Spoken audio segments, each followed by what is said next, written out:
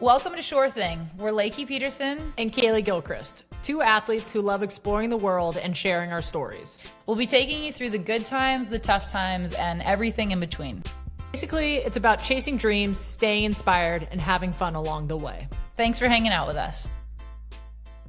Welcome to another episode of Sure Thing Podcast with Kaylee Gilchrist and Lakey Peterson. And we are so excited because we have an awesome guest, as you can see. Lakey, do you want to intro your good friend and current world champion? Current world champion, people. Yes, this is my good friend, Molly Picklum. World champion 2025, Olympian, Australian, all around incredible surfer, climbed the ranks so fast, it's insane. Made every single final post cut this year on the actual tour, which is also just an incredible feat. Probably most people don't even know about. And yeah, obviously becoming a world champion at the young age of 22. She just turned 23 the other day. We celebrated. Yay! Yee! My biggest accomplishment is making it on this podcast, though. Yes. It's a sure thing. But yeah, so please give it up for Molly. We're going to dive in just kind of, how she did it and this year and, everything you've done so far in your life, which is a lot. Thanks. So, that's so kind of you. So we start this off, every podcast, with Cue the Chaos. It's basically an icebreaker. You're already cheating. And we ask 5 questions, and you just answer them as quick as you can. Don't worry. No. We're just warming up, okay? I'm a complicated cat, so we're never straight. Never some straight answers. Okay, so what is your coffee order? It's a smoothie.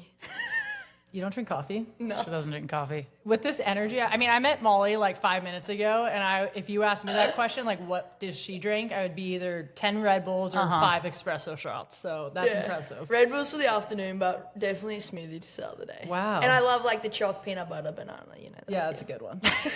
Okay, well, what's a song that gets you amped before a big moment? I think it's teed up already on your phone if you want to play it. I mean, this song was just like, this song makes you want to dance. Give it a little clip.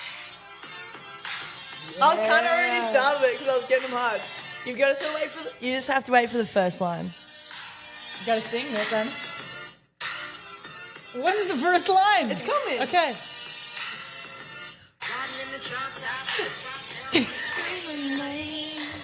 Okay. Anyway, Okay. JT slams that. That is a good one. Okay, what's one training hack you swear by? Consistency. Yeah. I'm not good at it.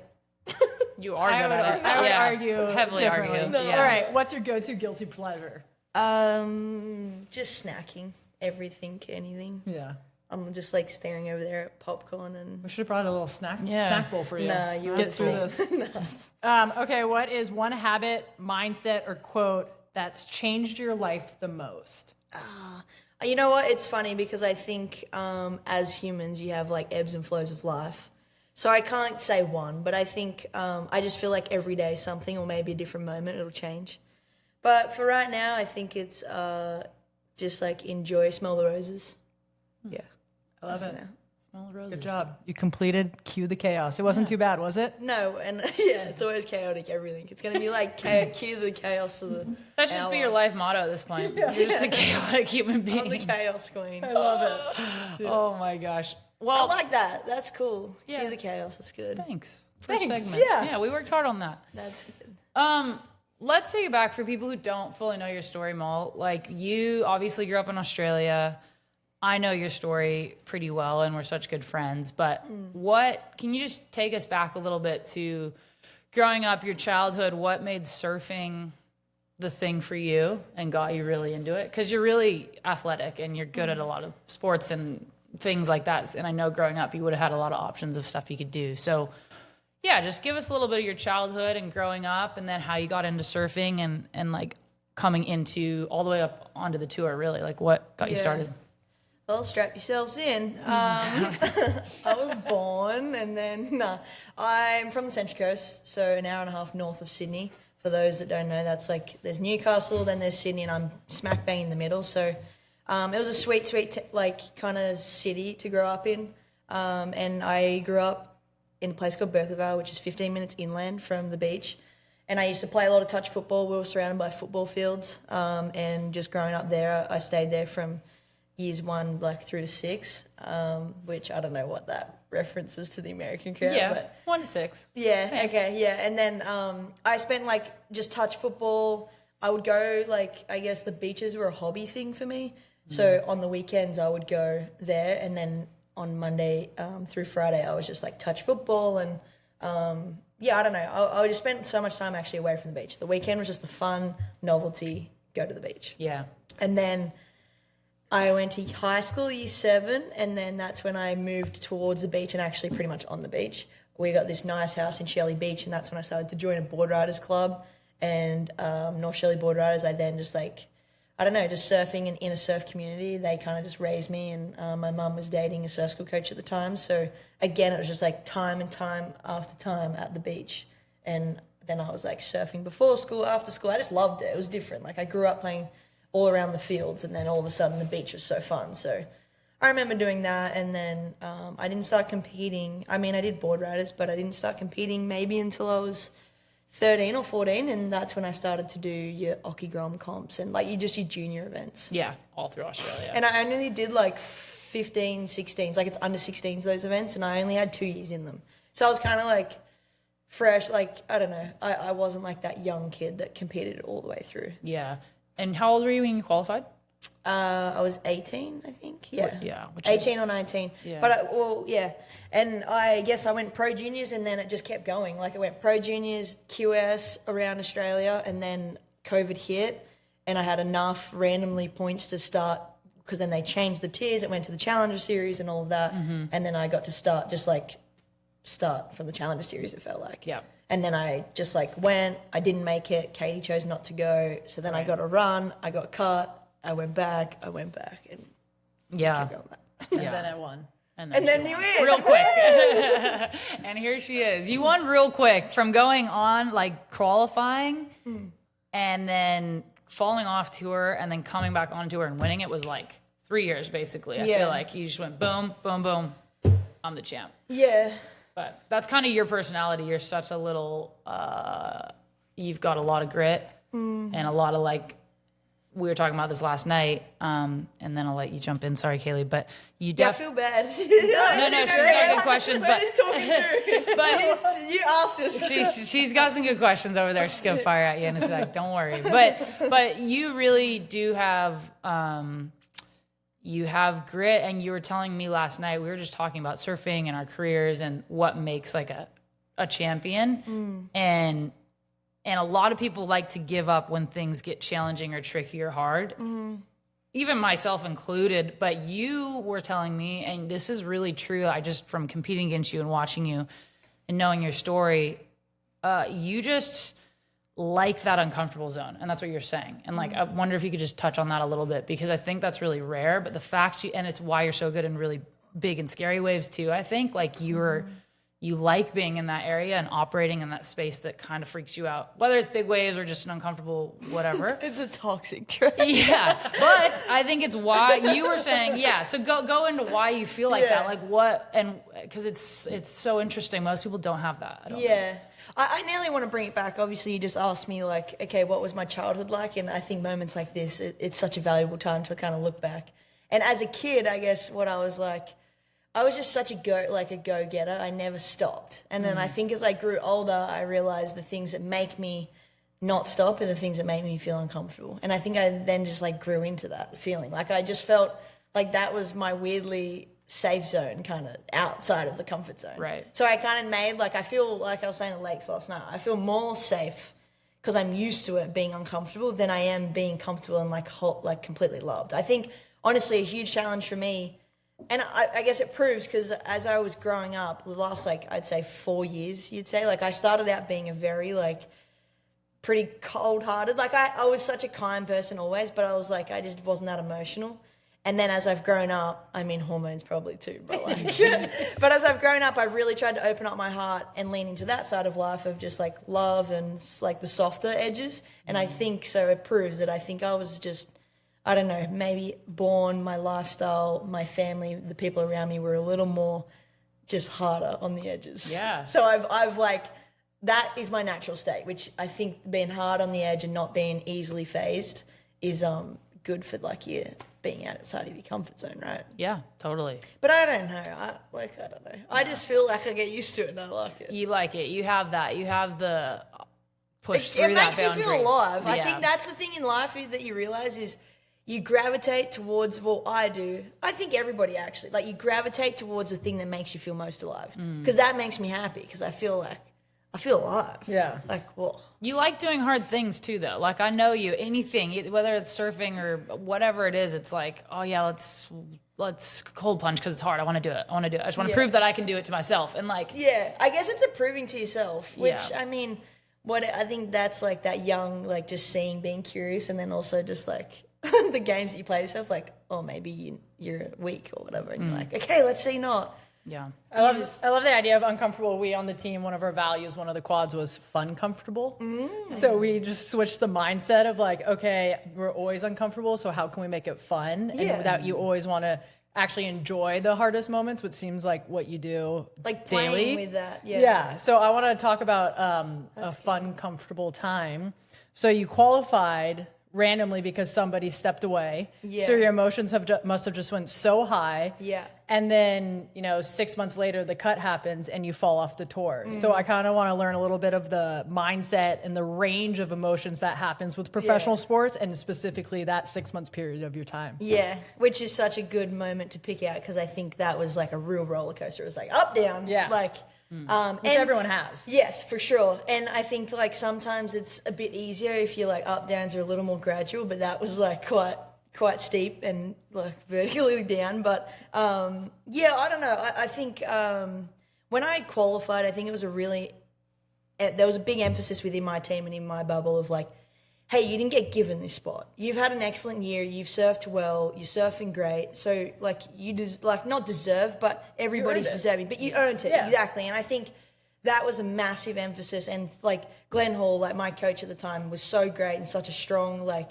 soldier in my life, like a good rock to just lean on with great perspective. And he kind of said that to me from early on, like, hey, like, you're on it because you deserve, like, you earned that. And you're, like, you can make heats and whatever, like you're capable of being there. So it's not just like, oh, your name got pulled out of a hat and here you go. So I think why I'm saying that is because I think that is the attitude I carried on there, where I made sure that, there's space for me on this tour and I want to see, I guess your rookie year is always like seeing kind of where you fit We can't in. even remember Lakey's rookie year because it was so long. too far back. I'm but way what- back. no. I'm an ancient actually crazy. whale on the tour.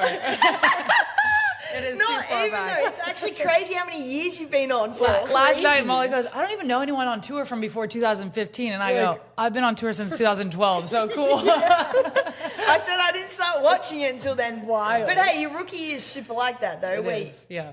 Wait, what was your rookie year? Sorry, let's just quickly cut to that because I'm so intrigued. I'm trying to remember 2012. Yeah, it was such a different tour then. I mean, Yeah. we had like only 7 events. Like HB was, and it was HB was the last final Yes, one. it was Yeah. the final. Huntington Beach was the final event. That's pretty. I mean, Yeah. obviously Huntington Beach Yeah. kind of sucks, but I mean, To be the home, crowd yeah. and at home and stuff's pretty cool. Yeah. Yeah, it was just hopping around out there. Yeah, it was a way different tour. Brazil, but, yeah, HB. grindy tour. so grindy. So bad. Yeah. Honestly, so Grindy bad. means like really small waves and really hard to surf, and we don't like that because we want to be just high performance ripping. Yes, yes. And Huntington, you have to like do all these sorts of tactics and strategies and techniques that you just would never do on the tour now. That you wouldn't. Yeah, it was a way different time. So that's why we're roasting Huntington. yeah, but it was way different. It's so cool to see like your generation, and for me to still be on tour now, But like wait, how sorry. far it's come. And your first year, did you feel like you just like you're a sponge? You just feel like you're sitting, fly on a wall. I feel kind like of? you could either freeze sometimes too, though. Like Yes. be like blink and all of a sudden the year's over. Yes. So I feel like you have to be mindful of. I mean, just from my perspective of watching you guys for Yes. so long, it's like you actually do have to be mindful going into these contests and be like, what can I learn? What can I learn rather than just, maybe I get a 25, 35 minute heat and that was that. Yes. Totally. Which blinking was literally my first year on tour. It was like I'm done. 5 events and it was over. Yeah, if that was Like, crazy. I'm so glad they crazy. changed the schedule. Yeah, I So know. It's we'll good talk that about that's that. gone. I'm sure, yeah, but- exactly. But no, I guess for that feeling though that we both feel being a rookie, you definitely just fly on the wall. And I think that's what I have the confidence and I have the belief that I could make the tour and just start progressing. If I could have picked in an ideal world, I would have loved to have just kept surfing for a few years and just hit it when I was ready to be a champion. But Are you ever ready though? Yeah, exactly. That's like kind of It's a great- are you yeah. ever ready? Yeah. It's true. But I would have, I guess, just loved my surfing to be a bit more evolved before doing it. But I mean, you got to take the opportunities at hand, and that was a great one. And I think I just realized that it's such a bonus. And I went into it feeling like it's such a bonus. I'm gonna just see, and I just felt like a sponge. And that's kind of the year I approached, and it didn't work. I actually had really good performances, and if I'm being completely honest, I felt like WA was the time I was just like, you know what? I'm just going to rip in and do some surfing that I'm used to rather than just surfing to try and make a hit or something. And I that's don't know, it that's the felt last different. contest before the cut. Yes, correct? Yeah. and that was my best result, and where I don't know, a highlight of mine was beating Tyler and stuff like that. I mean, that event on my rookie year was epic, and I took a lot of confidence from that. And then I got cut, but it was that moment itself in Western Australia on the stairs there in Margaret River was very bittersweet, because I think in one way I'd just given my most proudest performance ever in my surfing career that far. So in one way it was that's sick. And again, I was so lucky with my Glenn. He was such a strong figure of no, we don't let this slide. We don't not take the positives out of this. So I was just but of course there's just that, I now know, I know this mountain I've got to climb to get back. You're I have to go back on the Challengers series? Exactly. So and it's not happy. even So for me, happy. it's Oh not my an gosh. ego hit at that time. It definitely wasn't. It's just that's a big mountain to climb. Yeah, because you know and- the talent that's Exactly. coming for you. And you know the schedule that's coming for Yeah, you. You know that it's you've just dude. done 5 events and now you have another 8-month stint. You got to just say. Starting from event number one again. It's too. exactly Yeah. that's Oh, the yeah, worst. you You go- feel you went like you're straight to halfway snapper. through Yeah. a year, you've just done Yeah. halfway through a season, and then it's sorry, you're going to start the new season and try and figure that Yeah. out. Yeah. And Well, that's hard. yeah, I That's can only honestly the imagine. hardest point, I think, is the scheduling of being whoa, I just, I'm so focused here, and then it just went, oh God, shut that book, and over here, and I have to restart completely. Yeah. Lakey, you fell off in 2023? 2024. 2024. How was that transition? Because you went straight to Snapper as well. I did. I Yeah. went straight to Snapper. I just didn't know if I was going to, because they allow Wildcard. And I was like, God,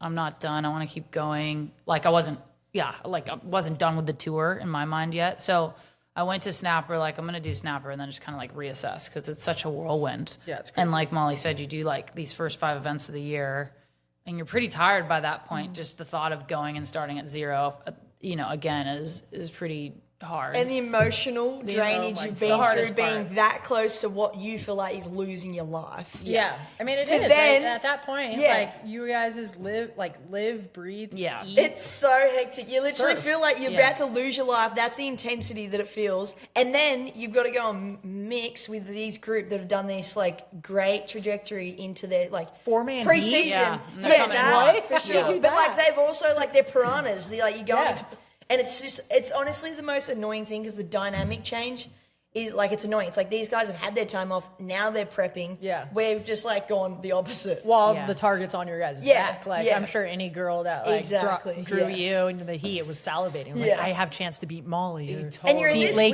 weird misto land, right? You kind of go there and you're doing it, but you're you feel like you're in a third person. You're just doing life. You're not it's weird. You get Yeah. put into a pretty weird zone. We're happy it's over. The cut's done. But That's Snapper was normal. like that for you, right? Snapper was like that for me, and I found out I was going to get the wild card I was for the going to next ask, season. when did you find out? When Right I was after at Snapper, At yeah. Snap, okay. And I was like, okay, which just took so much pressure off. yeah. And Go rest. obviously, Go yeah. take a nap. Yeah, for sure. So I did. I came home and just cruised it for a few weeks. But yeah, I think the hardest thing with sport in general is just missing something by one spot or getting close and then just falling short, which all of us have felt at times. And so being a it just- human's like that. Yeah, It's crazy. and it's hard to get through your ego a little bit because you kind of feel like, geez, really, like, okay, but you got to realize everyone is that good, and yes, really, like that did just happen, Yeah. and like, how do you move on? How are you going to bounce back? Yeah, so I think that was a big learning point for me during that time. Like, okay, this is where I'm at, and this, we got to figure it out. And that's what we were talking about last night, about that champion mindset of like that real winner's attitude where it's like you just keep rising and rising and rising. It was very similar to what you just said there. Yes, and you definitely have that. And how do you think, like, I know, we're kind of circling back to the first question, but when you said that, it actually made me realize how much growing up, my dad and my mum, I guess they never had it easy. Like my dad kind of lived paycheck to paycheck and he rented, and honestly, not even like we were just middle, like it was mellow. I never knew, but I could feel the stress within the house for sure. And I think it was like that every day was a bit of a fight. So I think that's where it's just internally ingrained in me from my soul of like, there's no option but to just keep going. And I guess then like, that's great. It creates such successful athletes and people and it has that winner's mindset. But then I think like one of my weaknesses is that I can't stop. Like it's a nervous system sometimes thing where it's like, oh gosh, is everything gonna come crashing down if I don't keep pushing? Right. And I think that's something I grow up, you mature, you realize like, and this is also something like if that makes me feel comfortable, I'm like, all right, I'll kick the feet up, I'll eat some snacks and see what happens. Yeah. You know, like Totally. I kind of just like, I was saying to Lakey, I never really have the whole superstition thing because as soon as I feel a little bit of superstitious, I'm like, no, I'll prove it wrong. Yeah. Which is like, It's great. You do that too? Yeah, I was like, I didn't Yeah. do anything. I was like, this is so dumb. Like, Yeah. my preparation is going to get me there, not what type of color socks I'm wearing Totally. before this heat or before this game. But then I like change my preparation. Like I'm so weird like that. Like a preparation will work and then I just think, oh, let's try something else just to see if something else will work. If I can make No, every that's so rather like important. It is. Huh? And like what I learned, I mean, obviously I'm retired now, but I was on the national team for 10, 11 years. Something works maybe at one chapter of your life isn't going to work at a different chapter of your life. Like I was so gnarly my first quad. Like I could tell you stories and stories. And then, by my last quad, instead of doing like double days in the gym on top of our double days in the pool, I was like more into the recovery and like chilling and relaxing and just figuring out the ebbs and flows of life. Like you said, the ebbs and flows of what works and what doesn't. And you need to get creative and try new things. Yeah, but you would set a plan for your season, right? And commit to that, and see it through, and then then retry the next kind. It's of really part. interesting because we're talking like you guys get to set your plans and make your own plans, and like I'm jealous of that. We're in a team sport. Like our schedule is set and our hours are set. That The you grass can is only always greener. Sounds so I nice. know. I was instantly thinking, oh, that sounds epic. Yeah, It is sounds- because No, but you it's don't have so to, true. you don't have to Everything- think. You yeah, just show up. exactly. And there's only like certain, you're I was going, oh, this sounds like Yeah. a dream. Just tell us what to do. And there's always too much, like so many little things you can tweak. And like I was definitely someone that would tweak my own things, but at the same time, it's like show up at the airport at this time. Yeah, do no this. matter how you feel. It's Oh like, yeah. So yes, Which is brutal. there are Some perks. But the grass is always green. Like everything's For moderation. You do something so much, you're kind of like, oh, I want to see the other side and try something new. Yeah, how many girls were on tour? There was 16 in a wild card. Yeah, So 2 imagine hours, yeah. if you were on every same plane flight as No. those 16, ate every meal with those 16 same girls. They're all competitive and crazy. What kind of teammate? 24/7. Wait, what teammate were you? Were you like the one I that know would? the type of teammate she was. Okay. The best type ever. No, were you like Just- the person that more put emphasis on the team morale, or were you more just on your performances and doing your job? Like what? It was like very interesting. It's a very fine line. Like me as a player, I was never the best. I never started. Like I was off the bench. Like in basketball, they call it the 6 man. Like I was the ultimate 6 man. My skill level wasn't that high, but I was like smart and aware. So I was a good passer, You're like a assister, good like team like I was captain. a good teammate. Yeah. But I was also psycho, but only did things behind the scenes. So I was Yeah. like the chill, cool girl. Like brought everyone down. Like when everyone's pressures and stresses were high, I'd bring it down, crack a joke. Yes. But then the door closes and I'm at the gym at 5 a.m. Like no one can see me because I'm Yeah. getting like putting it like the trust bucket, like Yeah. putting everything in doing the your trust bit bucket for yourself. Yeah, Yeah. but I think my teammates. We'll have some teammates on, That's so we you. can ask them you that guys question. are similar. Yeah, I feel yeah. like you would in a team sport. know. Have you played much team? Not many, and we talked about this the other week, me and Kaylee on the podcast the other week, and it's like we were talking about the benefits of being on a team sport versus an individual sport, and like I miss it. I truly do. Coming Yeah. from team environment, Yeah. I genuinely really miss it. And it was like a fork in the road moment where I had to pick touch or surfing. And I remember like surfing seems Mine was fun the and everything, opposite. but I was Yeah, like, yeah, It's like exactly. polo was surfing, Yeah. and I went polo. Yeah. But yeah, the team thing, I feel like you in that environment, like team environment, you'd be like that kind of, Yeah. because you're so caring and you have such a big heart that you're like, okay, I want us all working as a team, and then you believe that will like perform. For sure. For sure. I'm a team player. Yeah. No, this will be good. Yeah. So I start the team thing. I'm like, I want to do when I'm in a team that's better than me, I'm like stoked because I trust that I'll take care of myself and do as good as I can. But if I'm in a team that's a little like enough people kind of aren't pulling their weight, I'm like, okay, I'm going to have to be that one. I'm just like, come on, you know what I mean? You like Drop got the to hammer. switch gears. Yeah. She would. I don't know if you guys view your friendship as this, but I've kind of seen it from afar that I almost see that Lakey is a mentor in a way, like kind of brought you under the wing. Massively. Under her wing. So I kind of want to learn a little bit about that relationship. And We're then, going to blow over time. This is too fun. and then I was also going to, like, Lakey, I kind of was that role for a lot of people on the team. Each quad, it was all genuine and it happened authentically, but like I would take somebody under my wing and I would teach them and see that they were like, maybe not mature enough and just push their buttons. They probably hated at the time, but then not all because of me, a lot because they were just so talented, but you could see their rise like this. And before you know it, we're at the Olympics and they're taking playing time from me.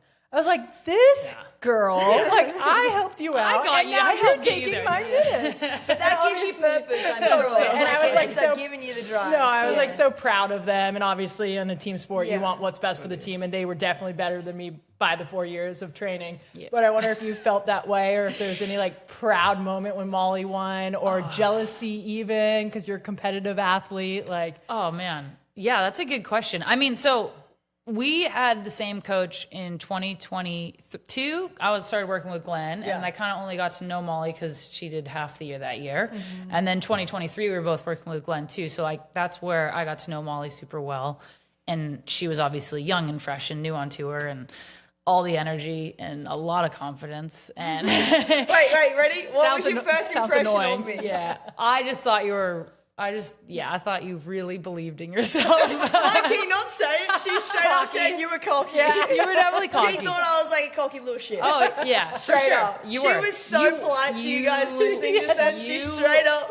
You were a cocky little shit. It was what you were, but that's okay. You can see like his face, and she's like cocky little shit. You can say it. But yeah, I think I don't know.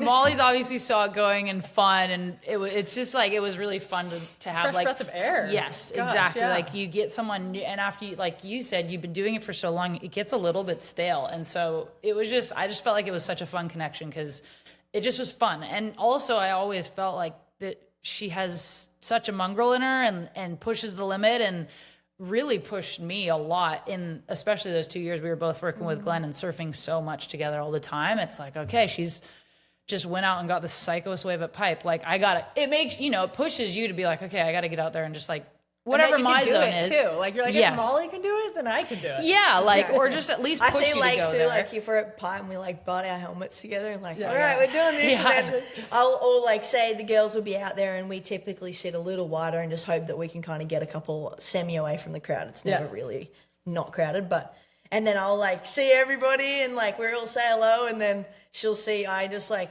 I don't know, I just kind of like try and see what the guys are doing or something. And I just kind of like go a bit further, a bit deeper. closer, a little Yeah, a little closer. closer, a And little then here's closer. Lakey And behind then I you. see Lakey and she just starts crawling behind me like, you little bitch. Yeah, I'm nipping at your heels. She's for just sure. like, all right, you're there. And it's pretty cool because I can see in Lakey, like, she's someone, I guess it taught me a lot of like, it doesn't matter if it's you as a person or it's like your trait to be like that, but she will she will go to certain measures that she would never do to win. And she's that competitive that like, for sure, I know every ounce of her body and cell in her body does not want to be sitting here, but I know she believes that preparation and being there and seeing that little spot on the reef or something is like, she thinks like, she's like, I'm not like missing out on that chance that like it could affect like her performance, so she's straight in there, and I just see her. It's crazy. Honestly, it's really inspiring because I'm someone that I don't like get inspired off people, just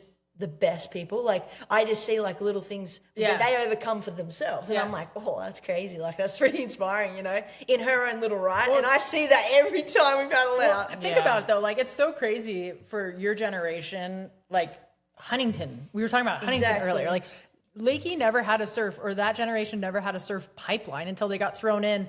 Yeah. Stage surfed it when they got moved. Yeah, it the was- Yeah, the Maui shark contest, attack, the shark yeah. attack over was the first time. Yeah. And you guys just got thrown into this. Like Yeah. you had a couple years of knowing like this is where it's going, Yes. and you were part Exactly. of the push to get it there.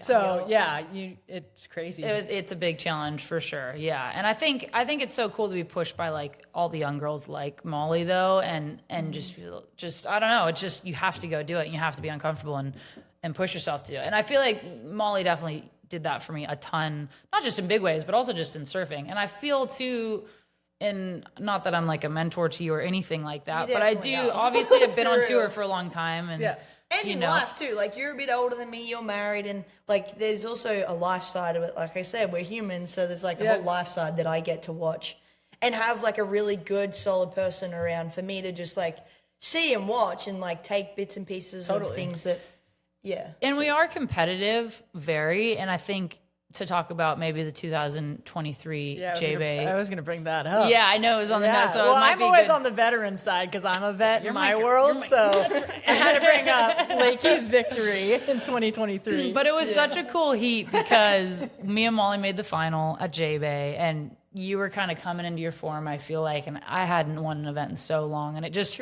I'll never forget the final with you because we're such good friends, but I would get a score, and then Molly would just get a better score, and then I'd get a better score, and then you just kept coming back. It was like such a intense heat. Like you were not going to give me 1 millimeter of space. Do you know what I mean? But I think, yeah, exactly. You still don't. This year, a couple times, I wanted to. Oh my god! But I want to hear about it. but I do. I think that's an incredible point though. The two, what do you call them when two elements like collide or come together? Yeah. In that moment. I don't know what you call that. I don't know, but you know when like two things come and then they just converge and like create fireworks. It was like you coming, having won an event.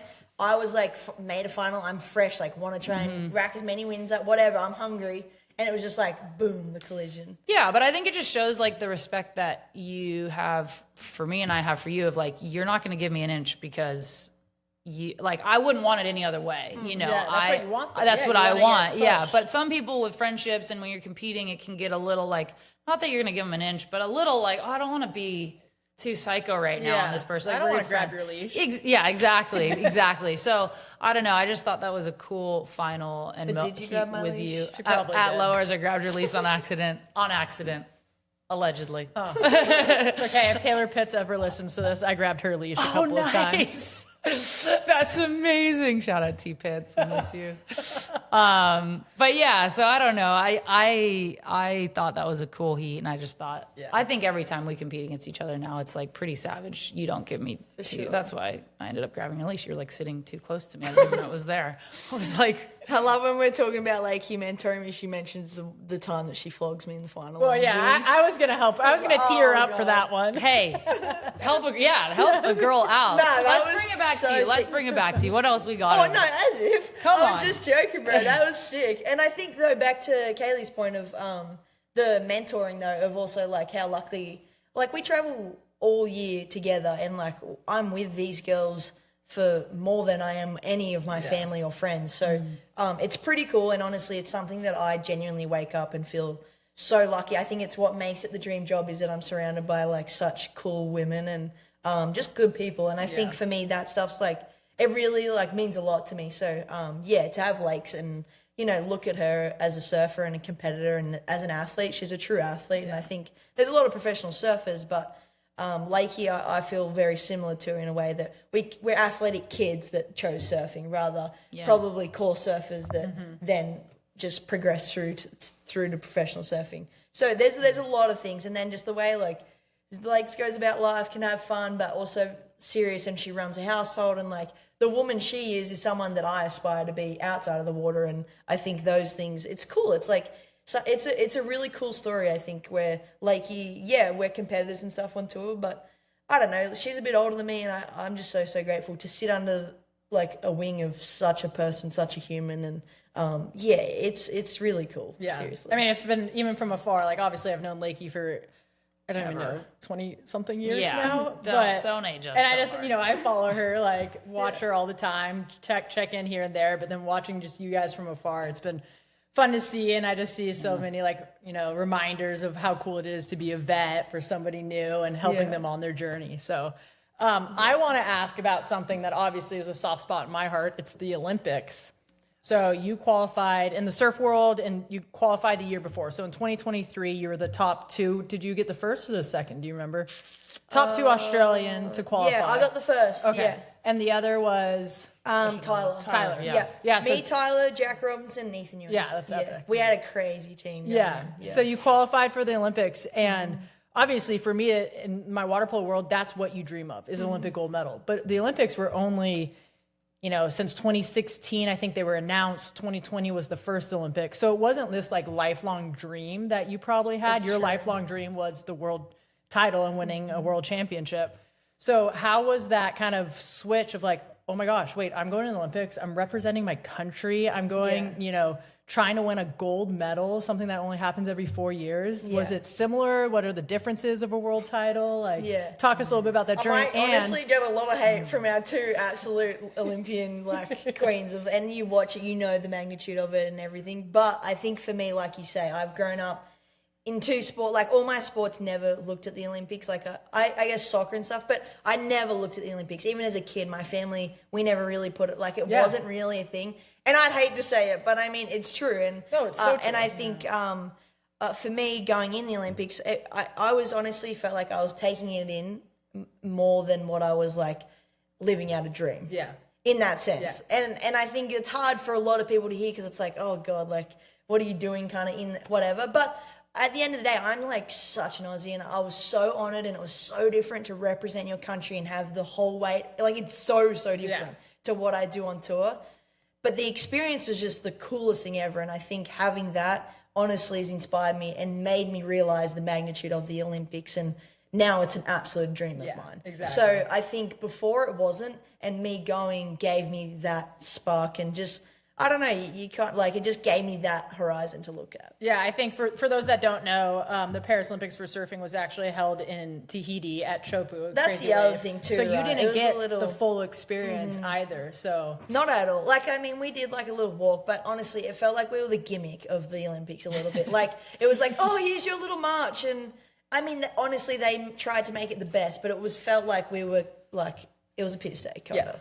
It really kind of felt and it was with basically everybody that you travel with all the time anyway. Exactly. It was all the same, just really different rules in the water and police everywhere. It was higher. It was the intensity was higher. It was just, you could feel within the surfing event and around it, it was novelty. Yeah. Which for me was tough because it was just what is this? Whenever something I can't quite grasp something, I'm just Yeah. But for me, I could bring it down to it's still, I'm part of the Olympic team. We did moments and Surfing Australia did so well at having certain key things to make us feel part of the Olympic whole Australian team. And I think those moments really helped. But the whole time I could just feel the emphasis of trying to prove that it's the Olympics and it's the whole deal. And it's well, you feel like it's forcing it. So now I just kind of totally sniff bullshit. Kind of. Yeah. And you would say as you've gone to the Olympics so many times yourself and really experienced the Olympics in its entirety. And won, and won twice. Yeah. 2 gold. Yeah. And that's part of it though, crazy. right? Obviously winning the gold is incredible and what every person who goes to the Olympics is striving for. But I feel all your highlight reels are in the village or afterwards or meeting other athletes. Totally. Right? Yeah, that's why I almost felt bad for them, that they didn't get to experience. And I understand why they wanted to have it at that wave and what they were trying to do. But what Lakey said, part of the Olympics is experiencing all of it, walking in opening ceremonies, meeting people, chit-chatting, just feeling that spirit and energy that goes throughout both the village and the venue that you compete at. It is something so special that I hope that the surfers in LA 2028, hopefully both of you guys will be there, that you guys get to feel, because you'll only be down here at Trestles, that you can either stay at the village. And ours was tripped. So water polo plays every other day. Mm-hmm. So we played the entire 13 That's days. That's such a trip. Wow. So it is some people, they play 3 days and then they go the whole time. Wow. And So you can see it all. You see it all. You hear it, wow, yeah. as it starts kind of the last week, people are starting to lose. It's getting a little looser in the village. Yeah, it's getting yeah. a little louder. The parties are happening. That's But you have to amazing. lock in. So it's actually kind of a trip of a mindset. Like It's us so learning true. when to let go and enjoy and when to kind of reel it back in and get into game mode. So we would always have a day off. And we'd obviously still train on those days off. But that was usually like right after the game to basically the morning of the day off. It was like, let's giggle, let's walk around, let's have fun, and then just like start tightening it up. That's so crazy. So it is. I mean, every sport's different. Like every sport has different experiences, and you forget. Like some people go and they run 10 seconds and they're done. Like that's their crazy. Olympics. Yeah, That is wild. so- Yeah, like at least we get the whole 2 weeks and Yeah. get to like hang and play more 7 games. That's awesome. And there's new rules now since the Olympics or something that like you can't hang in there. Or maybe that was just our Olympics, but they were like kicking people out once you're kind of done, rather before it was kind of you could hang around and support the rest of the athletes or something. Yeah, it's interesting. It depends, I think, on your country because some people would get kicked out for bed spaces in the village. Oh, wow. So if you were in the front half and then there was somebody coming in the second half, you would have to leave if your event's over. So the second half, somebody could come in and stay in your space. Wow. Yeah, because I think there's something like 700 U.S. Olympians. Right. So I think it depends on what country you're from and stuff like that, but they kind of kick you out and,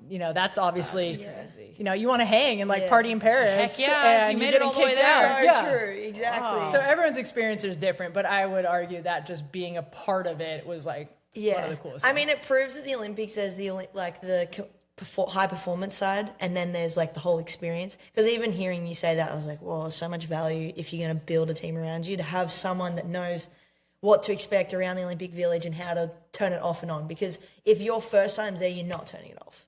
Like you're just like, "Oh my gosh!" Like it's too overstimulating, too overwhelming, and like that. But if you had like your buffer person, say yourself, like if I was going to the Olympics in the Village, I'd be like, I need Kaylee there. Yeah. Because it's just like to absorb that part and then the performance part. That's the easy part. Yeah, no, it was actually really cool. Like when I was, my first Olympics was 2016, but we had 4 vets, Cammie Craig being one of them. And we would have team meetings of what to expect in the Olympics. And we'd almost have like trial and error. Pan American Games was one of them. So you could learn what it was like and try to like, okay, if I'm looking up to, say you're Cammie, I'm looking up to her, see how she does her days. Right. Yes. And how she structures her days. And then I learned through that Olympics, so I've tried to bring that to the 2020 team and 2024 team, and learning the individuals and the teammates too. Like some people actually need energy from walking around, and some people get overstimulated and stressed out. And like you need to go to bed and take a nap, or just chill. So it's learning your individual teammates as well of what works for them. Gosh, that's so cool. There's a lot in that. There's a lot. I wanted to ask you, Mal, obviously this year you won the world title. Incredibly hard field to win. You dominated the whole season. You won the regular season and then went into Final 5 at number 1 rank and then also won and obviously executed in Fiji. But what clicked for you this year? Like how did you do it? Obviously you approached it differently with coaching and things like this, but how did you do it? Yeah. I mean, tell me. I'd love to know. Yeah. But really, like the headspace, the coach. You get the question. I'm just curious. You know?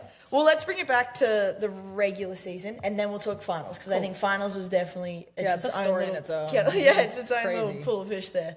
But I think I had a few changes. I think I was there with Glenn for like 4 years, and I'd really tried that, and I feel like I exhausted like so much out of him, and I just felt like I was also growing on the side, and my human side was just screaming out to just like see what else is out there, you know? Yeah. And I think that's why I made that brave jump of like, oh, I can stay safe and I know what I'm going to get, and I think I could win for sure within Glenn's and this coaching system. But for me, I was just like, I just want to see. Like, I just want to throw. Again, it's the same thing of what this whole like, once I get comfortable, it doesn't work for me. So I just like threw myself, up in the air again, and all my things just went poof. Let's see how this works. It worked. And I started at the start of the year very like, okay, adjusting my expectations, like had a whole new setup, and I was just like, kind of just took the pressure off completely because I thought I'm trying something new. I want to try this, and let's just see. And I guess because I was so willing to adapt, maybe I was very vigilant and like agile with what was unfolding, and I was super accepting because I'd already said that I don't know, like I'm like a fresh baby. I have no idea kind of what I'm going to be like. I've never been around the world without a coach, and I guess I just had a lot of like self-compassion and I don't know, just like everything was a bonus kind of, and that mentality. Can you share a little bit of what you did change? I mean, my coach, like I had coaching at each location, so I'd just like have a coach that was local to the area, to that spot that we were surfing. And I would have, and then I had Fletchy, which he's my manager, and he also worked for the Rip Curl team, so he's been around the world. I kind of had like the Kaylee of the Olympics, but of the tour. I had Fletchy, and he's like just so well versed through networking people, all of that. And he would help, whatever, get you to the beach, get your hat, get your whatever. And he's Yeah. no dummy. He probably could even give you heat tips if you asked. or Exactly, needed it. yeah, for sure. Like, and he was just like a good soundboard for tour and life, like just managing tour and everything to do with it, whether it was physically like a hat or something, or just like, oh, I don't feel like surfing, surely it's fine. And then we're like, yeah, it's all right, like whatever. So just like, he was a good soundboard like that. Then I had my boyfriend he was just a ball of fun and just brought the lightness and energy probably to my year. More than you? That's scary. I know, that's why we struggle at times. And then and I just had really good coaches to do the surf stuff. But I think, and then my management, and I work with a guy called Ben Crow, who's like all into the mentor mind stuff. Oh, awesome. And his whole thing, when you said, fun, comfortability, he would love that. Like, he's all about playing. And I think for me that his style just suits my vibe and who I am kind of as a person. So. And you'll have some Zoom calls with him once a week or for something sure. like that. And in certain moments, like pre-season's a lot more frequent, and then in season, at the start it was pretty frequent, and then by the end it was just like before or after, or just whenever kind of. Yeah, that's awesome. Just whenever it feels like it's not that structured. So that was like my team going through the year, and I think that was just like I had that consistency, and I just allocated, like, I know I've got that person for that. I know I was just clear, and I think I was. I don't know, dude. Just accepting and I would just say, like, applaud your awareness at, obviously you just turned 23, but 22 at the time, that you were aware enough that you needed to switch it up, that you were getting a little too comfortable, and just trusting, like having those instincts that you trust and going for it. And I think there's so many people, and I'm sure there's moments you still questioned it, but we question as athletes every little thing we do, but that you still continued to move forward with the questioning. And obviously it just paid dividends in the end, like as a world champion. And I know that's something that'll continue to help you through the rest of your career. Yeah, and it's something too that I feel a lot of freedom in at the moment. And you know what it's like? I think you have things that work for you, but then it's just like nothing's like, if I think of a plan for the year and that excites me, that's all I need. It doesn't matter what it is. It's just like, that excites me. Like, it doesn't even matter if it needs to make sense. Like, a lot of things didn't make sense. A lot of people, I'm sure, were like, oh, good luck. But for me, I was like, I don't care if I fail. I'm having a hell of a time. Yeah. And I think good. that freedom's like, well, like, either way, I feel like I'm winning. Maybe to other people, the results and stuff. But, and obviously I have just like such deep gratitude that the results just followed. And I was just riding that. So that was cool. Yeah. Well, And nothing there was really work clicked that too. was going in. Yeah, It's for not sure. like- Yeah. There's definitely like, but the thing is, everybody's working. It's not a matter of I worked better than someone else. It was just, I guess not. I obviously worked better than others, but as in like, I didn't ever worked more or harder. Like every Work single, smart. every single person on this tour works really hard, and everybody's so deserving.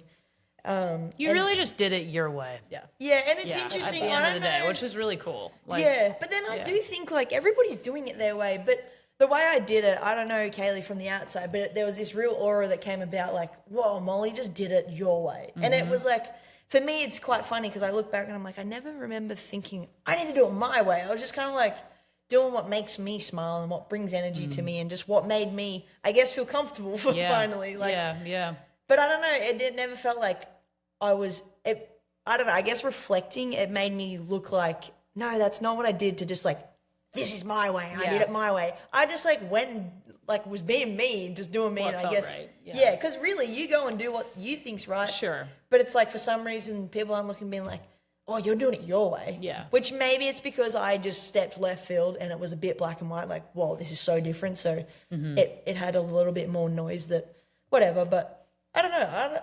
You know what it's like. You run around, every single event brings new challenges and new things, and there's no consistency in my books. I don't believe. There's not. There's consistency in your results. I wrote down, actually, you said consistency as one of your your words and during Cue the Yeah. Chaos, but I said literally 2025 consistent. Like Yeah. you didn't have an event win until Brazil. Is that right? Yeah. So it's like a second, a third, a second, a fifth, or Yeah. whatever they might be. And Brazil's what, your sixth, seventh, eighth Yeah, event of the seventh year? event, I think. Yeah. But you were Yeah. already in the yellow jersey. Like, For sure. that just shows how much consistency pays off. And I think that's something that you definitely did last year and straight up until the final five. It's exciting to reflect on because I think as you think of your year, you realize that you draw motivation through different things on your results. Like results for sure are something that motivate us. Like if you get second, Yeah, it's like a burning sensation. Like, just like, that's disappointing. I want to win, and you're hungrier than ever.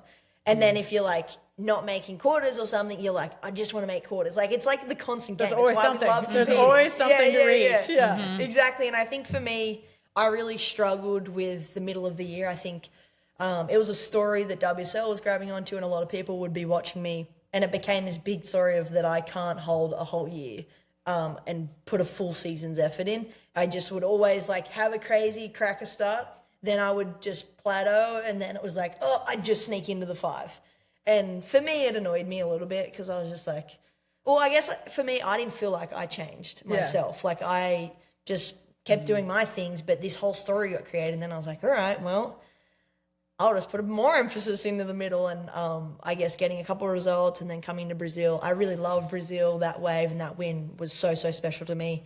Obviously, it's a tricky wave, but just in general, like I'm a super energetic person. Yeah. Brazil has so much passion and energy in their people and I just love Brazil. It's so fun and it's funny. I got good friends there and it's just a good time. So to win there was a huge career highlight for me. That's for awesome. sure.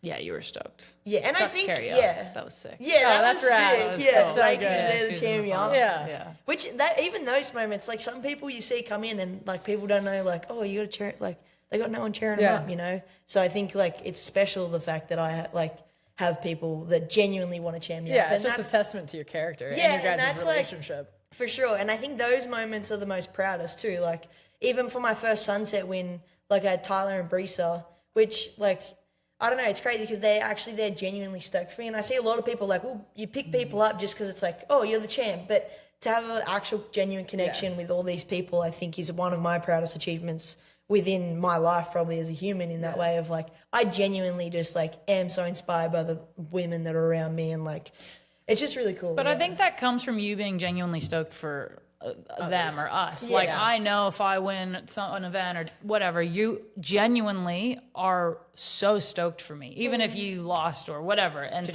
Did you carry Lakey up in South Africa? No, she had the craziest I had a crew. crew. I had a crew. okay. But I she got was on pulled the out the way. I was like, we've Yeah. been waiting for this Nah. for years. Boom. And I was like, she was on the champagne with all the girls. But hey, it that it was comes such around. a cool moment. Yeah. Speaking of like the women getting around people, they obviously, it was really cool because Steph was like, let's all grab the thing. Let's go to the stairs. And I was like, what's happening? But you can see what the older girls, you girls have with each other. If they've seen you fight. Yeah. And then you crack the win. And it was really cool that no matter how much competitive or no matter how many people might look at you and be like, oh, she tries so hard and whatever, which I think is so respectable. But everyone can respect it when it's like you just persisted and absolutely like won, and people like every single female, I've never seen that before. And still to this day, I've never seen that where every single female, it was cool because I guess they ran, everybody was still there. But everybody ran on the stairs and Lakey was getting cheered up and then she got put down and every single like female on the tour was lined on the stairs. That's cool. so awesome. And she like, That's rad. yeah. I have like chicken skin. I think it was like the coolest moment of my whole career. It was Was that crazy. I like couldn't believe, not that I've done anything right, but I was just like, wow, like I can't believe every girl I've competed against for the last 10 years is showering me with champagne, which obviously stoked. people are stoked. But yeah, that was like the most special moment I've ever had in my career 100%. for sure. If I could ever paint a picture of the way I'd want to go out, that Yeah. would be It was so It was cool. like when you get like a big retirement book, but Yeah. living it. It was was like a cool. living message from everyone to you. You guys were the best. That was crazy. But it was cool because it's like the goats like Steph and Carissa and stuff, they were all there. It's Yeah. normally like they're kind of doing their own thing, but for me, I was like, whoa, we're all a part of this. Yeah. Woo, Let's go guys. party. Yeah, we partied hard. We partied. Talking about party. Oh, go ahead. I was just Sorry. gonna say, we gotta talk about the final That's five. what I was gonna. Yeah. And the party after. But for those that don't know, that aren't totally aware of surfing, it's recently changed, but the top 5 people for the final of the accumulation of the year get to go to the finals, and 5 goes against 4, which goes against 3, which goes against 2, and then which goes against Molly, who is seeded 1, and it's a best. It changed this year. Yeah. So if you won the first one, you would have been world champ. Yes. But then it goes into the best out of 3. Yes. So If you lose that first one, lost that first one, and you're going best out of 3 versus Caroline, who was on a tear. She was 5. She Was came 4 from or 5. She came. 5th. She was 5th and just on a That's tear, crazy. like backhand, She just came from the ripping. Yeah, Fiji, like sickest little left. Yeah. She was ripping too, and she had so much energy, and she was thriving on that. Like I'm the nightmare, you know. Yeah. I'm like I'm the terror in someone's dream. I'm the you know? Steph coming from 5. Yeah, we'll ask her about it next week. Yeah, When we're we gonna get her on the pod. Yeah, we're This gonna will get be both of you fun. guys. We'll do like both of their answers Yeah, side that'd by be side. good. Are you gonna get Caroline on? Yeah. That's sick. Yeah. But no, I just want to talk a little bit about, like, it's such an intense day, and it's kind of like we talked about some track and field people, 10 seconds. Like, Yeah. I'm sure that's what it felt like. You have 1, 2, 3 heats to serve for a world title. Yeah. What was your mindset going into that day? And then tell us, like, the moment when you won, which is like gotta Yeah. be the coolest experience of your life. This one's a big story because there was obviously a lot in it. Oh God, I buckle think, in. Buckle up. Yeah, that's how we're all put the cheeks back in the chair.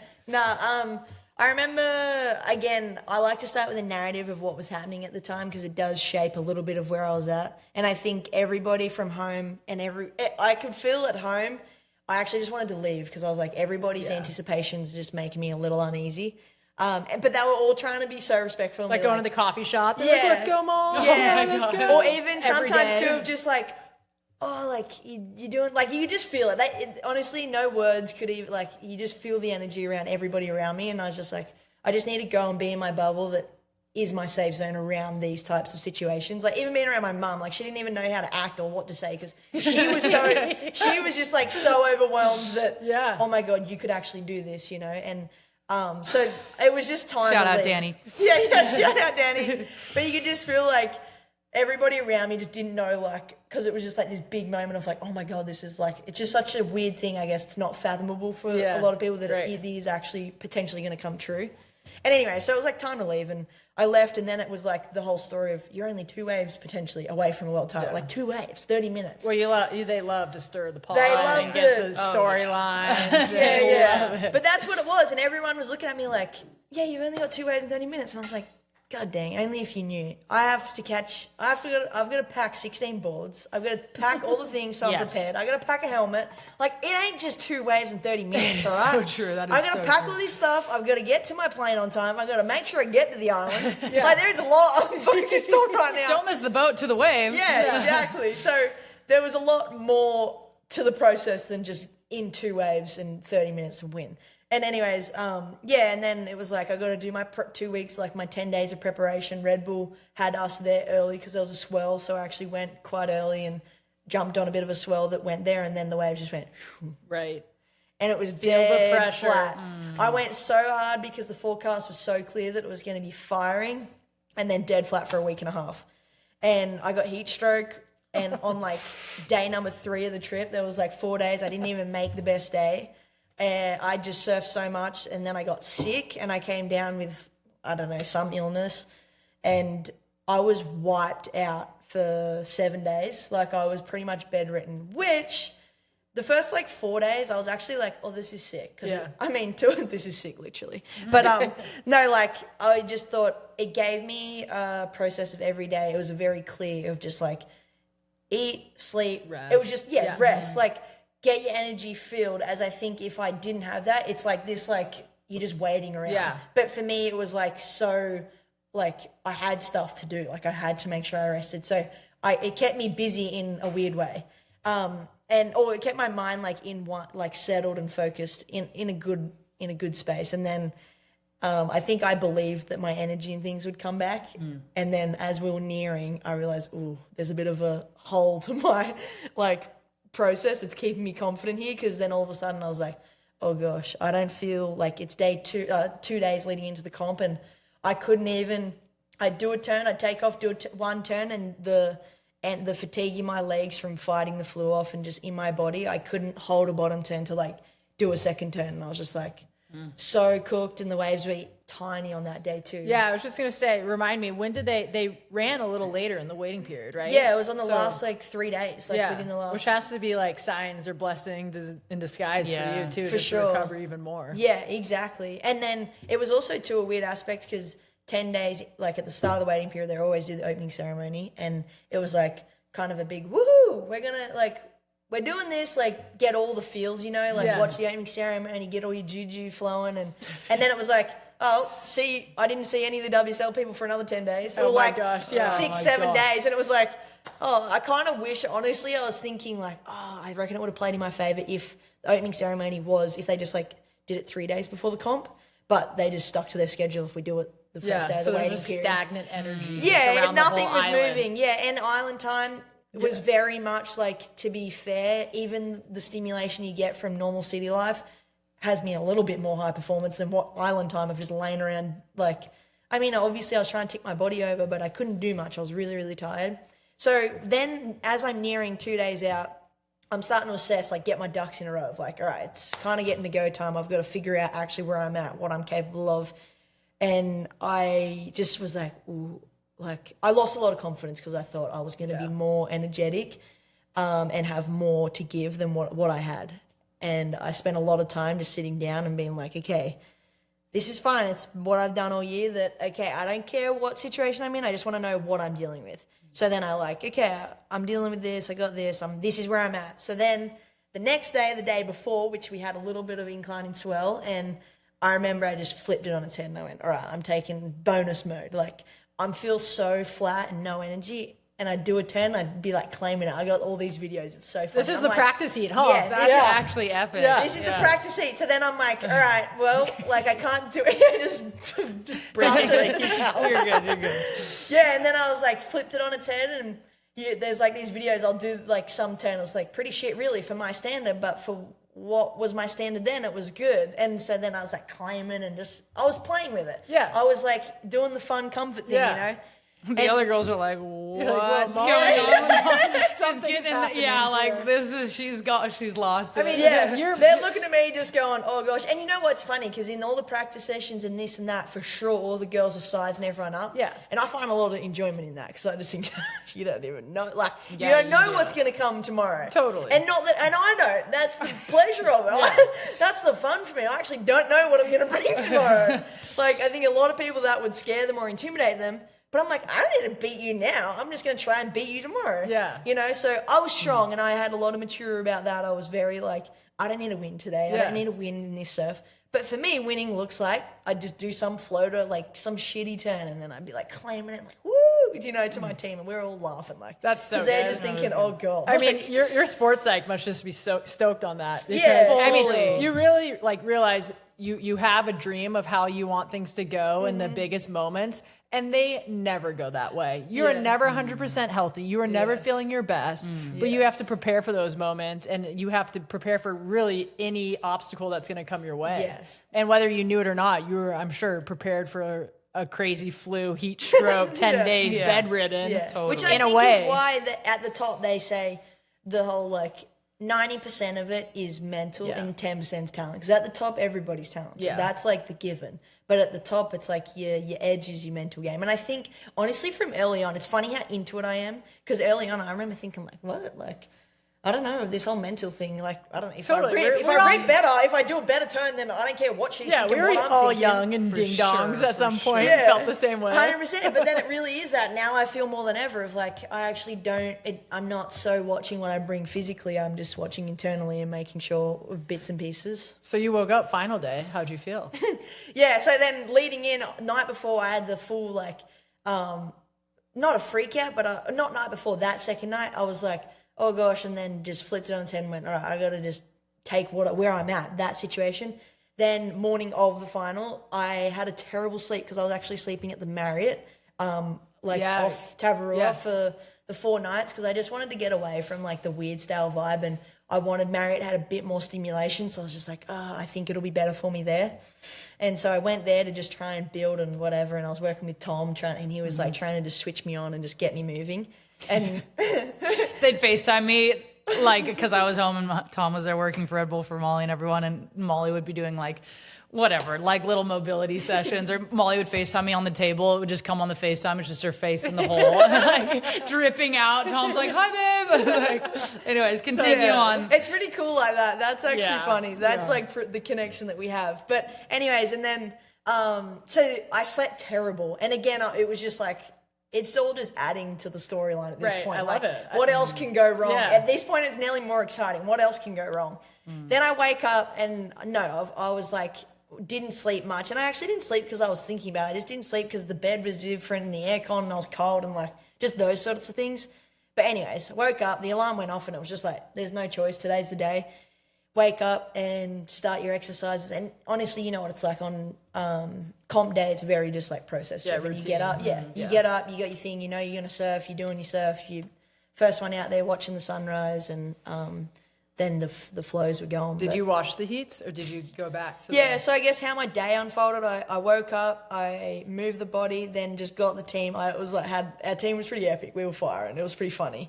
We thought it was like, we took a lot of piss out of like, it's the day, it's the big day, you know, and that was like pretty funny to us. Yeah, leaning because into there the was whole a lot story. of like, And so we had like heaps of fun with that. And then I went out with like our little crew, and I remember I was first out there because we were lucky enough. Brisa gave me a jet ski, and I was able to just have my own transport.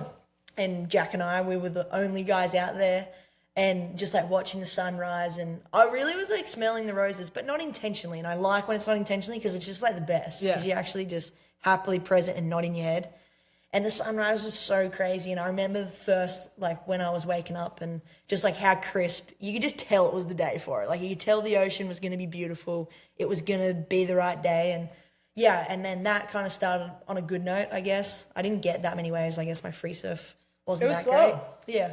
Super slow looking. Really slow. Even the first few heats. Yeah. And then, continue. And then we got on the island, and everybody's just like into their own mode and into their systems. And Chris Hemsworth was on the island, which was definitely was pretty funny actually, because there was like a bit of like this thing of like Big time distraction. Yeah. It was like it was kind of his family was there, and he was psyched. He was there to support and hang out and watch the event unfold. And Tavarua had him on the island for a bunch of the days because the kids were loving it. And Well, now Chris Hemsworth knows who you are. yeah, it was cool, and it was just funny. He probably already knew. But he now knew. he really Yeah, it was super funny. He was like going for me, but they were telling me because I'd never really crossed paths with him. Surprisingly, on that tiny island, I never actually like really saw him. But the morning of the finals, Yeah, you're sick of the so dog. true, so true. But the morning, like I had this wheat bix, which again was how I just change up my superstitions. I was eating the same breakfast the whole time, like eggs and whatever, the kale, spinach, and then the morning I just woke up and had Weet Bix with a scoop of protein on it. The most Aussie thing ever. Wheat Bix. It's my day. And then milk and mix it around. And I remember I was thinking, okay, I want my interaction with Chris to like just be like, I guess I was saying, I want it to just be me, like, oh, hey, how are you? And be normal, you know, you're kind of thinking about that. Anyways, I got my face full of Weet Bix. Protein, because the protein powder was on it, it was like this weird clunkiness, and it just like dropped to the side of my face. And of course, that's the time I decided I have the confidence to finally say hello to his family, and I literally just have a spoon of thing and just wave like, hey! And I was just like, oh God. So that actually, I remember that clear as day. Shout out, And then, Chris. shout out to Chris and his family. And I just remember thinking, oh my gosh, Molly, like just shut up and go and sit down and eat your breakfast. So then anyways, I sit down, our team's kind of got our table outside in the sun, and we got a bit of time, like we've set like the timer of like, okay, we're leaving in 2 hours, so do whatever you want. And we hadn't really spoken if we want to watch. It was definitely like we don't really need to. Yeah. But I ended up just getting into it. Like we kind of were fans, and that's something again through the year I realized, like I'm not trying to force anything, you know, like if I'm into it, whatever. Like it's not like, I wasn't meant to watch it. I was just like, whatever. So I was like watching the girls, and it was real slow and shitty, and I just thought, it's a bummer when the waves do that. So I felt for them, but obviously Caroline kind of was getting started, but I didn't think much of it yet, and I was just watching. I felt like I wasn't really a part of it. I could just watch, and then Weet Bix, finished that up, made a better hello to Chris, and then I went back and sat in the hammock actually, and I fell asleep, had like a little nap, and then the alarm went off, and I actually like fell out of the hammock, and Austin and I were like in the hammock, and both just like smashed my elbow in his face. Anyways, and then I was like, shit, the show's gonna keep going here, like, and then we're all sandy. Anyways, go have a shower. Then in your swimmers, getting ready, packing your boards. And then it was like time to go out. And obviously that's when you start listening to your music and starting to zone in. And then we get out there. I like kind of switch on, switch off. Like I kind of flare out and like. You're good at that. Yeah, I kind of like do this a lot. Like I can't really hold or like stay switched off. I have to let myself like dive in and out as I kind of feel. I don't know if it's lack of discipline or what it is, but I just kind of like flare it a little bit. ADHD. Yeah. That's true. Is what it is. Yeah. So anyways, I'm like getting all fired up. Like I was ready to take on some UFC, like Ronda Rousey before I left. And then I absolutely wasn't. I just like jumped on the scheme and then was like this little kid like, woo, how's this event? Like saying hello because there was like heaps of Aussies in the channel, and that's when I realized like, oh, I'm actually kind of close to home here. This is cool because I've never really felt like that support in a place. Like, I don't know, it was just kind of, we were in the middle of nowhere, but everyone was cheering for me, and I was like, whoa, this is sick. Like, why? And then I thought, oh, well, you're not that far from home. You're in Fiji. So that was really cool. I took in that, and I remember like just saying hello to people that were really cheering for me and had signs, and I actually randomly took that in, and I remember having a little bit of head noise about it, like, oh shit, like, come on, Molly, just focus, like, cheer when you've won. Like, Yeah.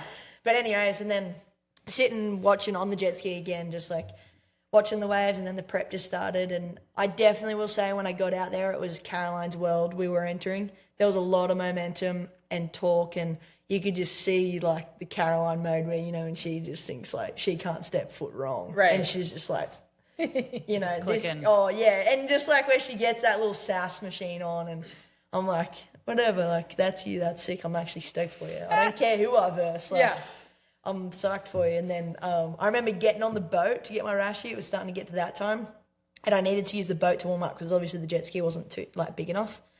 And I remember sitting on there and I looked at Rossi and he knew straight away with the look I gave him. He was like, we are not sitting on here for a while. Like Caroline's just like That set up. boat was so like, just I felt everyone's bumping uncomfortable. into each other, right? Yeah. Like, it made me feel It was uncomfortable so watching. weird. Yeah. And it was so weird. They had weird. no music and no broadcasting. It was like they were trying to be so respectful of like the environment that then it was like eerie. Yeah. And I got on the boat and I was just like honestly thinking about it. Just like, EBGBs. I was like, ugh, get me off this.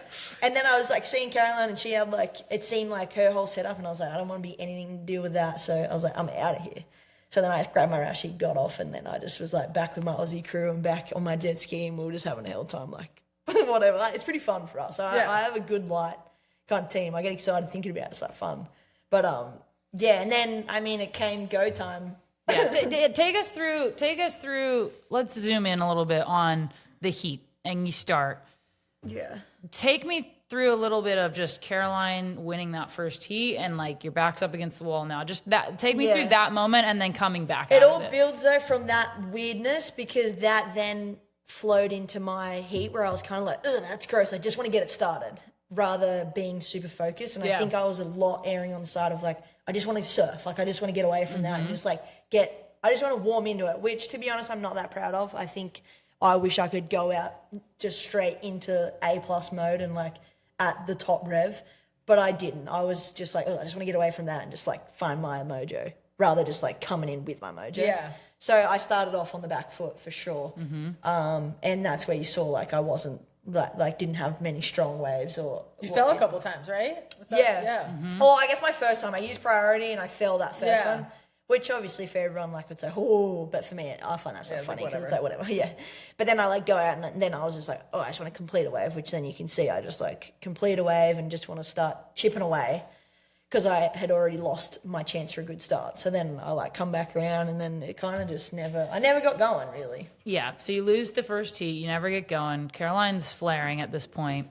Just what's your mindset then for heat 2? She's I can confident. only imagine you're like, oh my gosh, I just lost the first heat. This is it. This is it. Yeah. Right now, this is it. This is actually it right like now. Caroline wins. I mean, yeah, that's about as most pressure So as I you didn't could know get. the format. I forgot. I don't think thought- that's true. That's a lie. No, I You didn't. freaking knew that format. No, That no. is such what bullshit. that winning your No. first heat. So I thought it was I just had to win a heat Okay. until the moment sunk. Like I thought. I didn't realize if It was only the first I heat. knew if I won the first heat, I'd won, but I thought if I then just win the second heat, I you win. Okay, right. That's what I thought. So the first heat, and then when the Who screwed up on the team? Yeah. No, Someone I missed that one. No, I just forgot, And then, or whatever, because then or maybe it just didn't sink into me until Probably this for moment. the better. On the like commentator guy, like the announcer for us, he's like, well, because Molly lost that, it's now a best out of 3. And I looked at the team and I was like, well, we're out here for an hour. And I was just like, oh God, this is going to be like like I'm surfing 3 heats. It's just heavy. And I just remember thinking, you literally just had to win 1 heat. Now it's all her. Like, it's all in her court. Yeah, ball shifted to her court. And I feel Completely, like instantly. there was a big change, though, in the second heat halfway through. And Tom and I were watching, obviously, and I'm sure you were watching too, and you got barreled and came out, and that was like, that was in my head, I went, oh, there it goes. She just clicked in. And it's still, you had to get it back up, whatever, but I feel like there was a moment where you were like, what's going on? You lose. And then tell me, like, did you get that wave and just go, okay, here we go. I'm doing it. Yeah.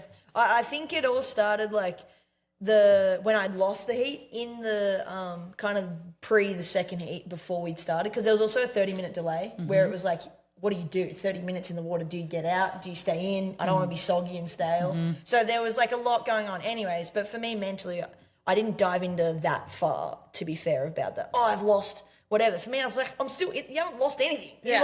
You still have something to win. Yeah. Like, you haven't, it's not lost. So I was sitting there, and I didn't even dive that far into that, but I was sitting there just still thinking, and none of my team really spoke that much, because we were like, you didn't do anything you wanted to do. Yeah. So it was like, everyone was just like, oh, just go and do what we said the last heat. Right, right. There's no balls to the wall. It was just like, Execute. execute what you kind of want to do. And Yeah. so it's like this weird calmness in that of like, it's not this, it's like, yeah, well, I can't do any more. I'm going to try that again. And that time I went out in the second heat and just made sure I got a good starting wave to just make my priority. Like I start with priority, so that's like a bonus, and just utilize that. So I did, and I got like a 7 or something. And then I was like, great, step 1, done. I was like, good on you, Molly. You executed 1 out of 30 things that you didn't do last heat. And then Caroline got her wave, and then it was my turn. But it wasn't my turn. That's where I got the confidence from, because it wasn't my turn and she didn't go, which fair enough. It looked a bit straight, maybe the wave. And I just thought, if this thing barrels, then I'm going to get barreled. And then I just took off and just gave it a chance, and I got barreled, and then was like, Yeah. That was like an 8, high 8. Yeah. And I paddled a little deeper than her, and she's like, she's smart. Caroline's a really smart competitor, so she was like, Super smart oh, that was the competitor. different. Like, damn, I wish like instantly she kind of knew. paddled over to the spot and was like, oh, that was where That's where you it got was. it underneath me. But you know what? Fiji's so hard. You can't sit on each other. It's such a big playing field. Yeah, it looked crazy. It's like you can get away. Like there's no priority kind of. You could get a wave and get a score over there, over there, over there. So that was that. And then the ball was rolling. And then from there, I was going. And then I had a comboed, and we were sitting towards the end of that heat. And I just remember my ski rounds were way more like, let's go. Like that's when I felt like on the ball's in my court, and I'm not letting it go back. Yeah. That's when I was just like, go, go, go, go, go. Everything was balls to the walls to keep her away from it. Yeah. And then the third heat was carbon copy. Yeah. It was literally the exact same. I got that not soft start, but I just like went to turns, got the start, made use of that priority. Then the next, I got a barrel again and was like, Caroline, good luck. You got to get 15 points or something. Yeah. Totally. So that was just like, I was like, woo. And then I had a moment 3 minutes before the finishing of the third where everything in my life, it kind of sunk in of like, whoa, this is actually real now. Like I actually could win. And it hit me probably for 30 seconds where I sat there and was just like, oh my gonna do gosh. it. Yeah. And it just felt like like everything I've ever been through, it was just like, oh my God, it's all led to this. Like that is that's so weird. And then I was like, wait, actually go and get it and like make sure you finish smart. And, and then when the moment came, it's just such a trip. Like it doesn't even, I mean, you would know, it just doesn't even like you so focus in preparing, and every day you wake up from a kid of just like, oh, that's that thing that you kind of dream of, but doesn't seem that real. Yeah. Like when you're winning the event, right? You just like, trying to like, I don't know, you're just so focused doing your job at hand that then all of a sudden there's this big title to your name. You're like, whoa, like what? Yeah.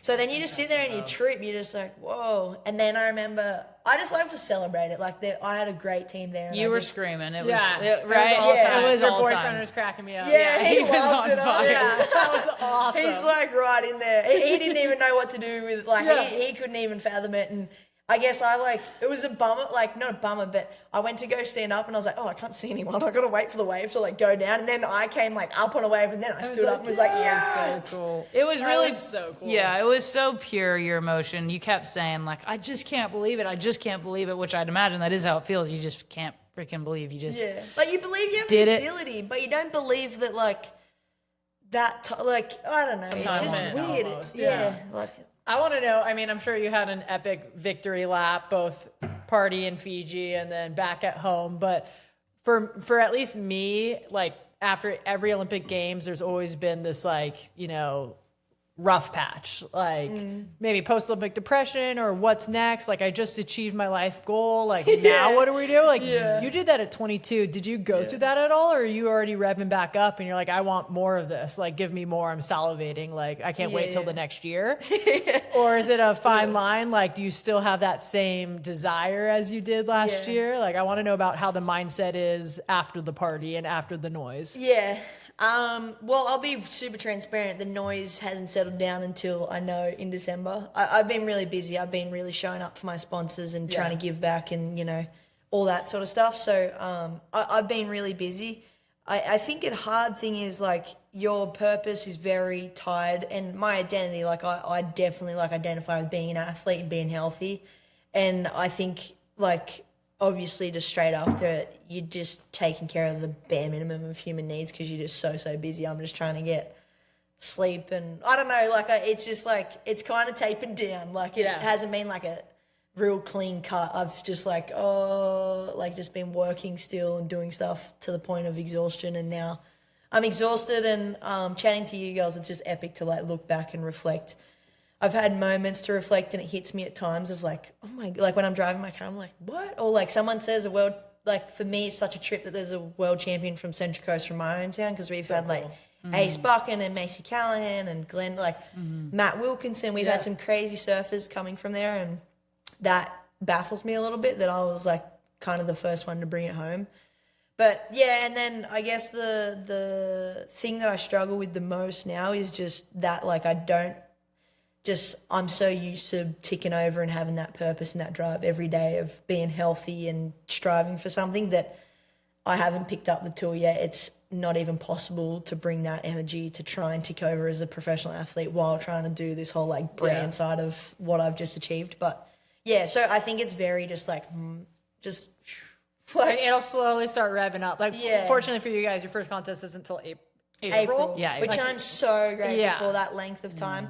But definitely just lost because also too instantly I was like, I've identified, I think, like a lot of my who I am and everything to surfing and achieving this goal, that then when you do that and now it's like, well, who are you now like as a normal human, and I think that sort of stuff was really eye-opening, and I cherish those moments a lot because I think, I don't know, it makes me a stronger character in who I am to then bring to the sporting side of everything. But definitely just like young adulting of just like realizing like the woman I am, the kid I am, the ADHD person I am, like all that sort of stuff is kind of what has been a bit overwhelming and trying to figure out now. But yeah, I'm excited for the season. It's something like I have my goals within surfing. Yeah, of course I want to be a world champion multiple times as much as you can, right?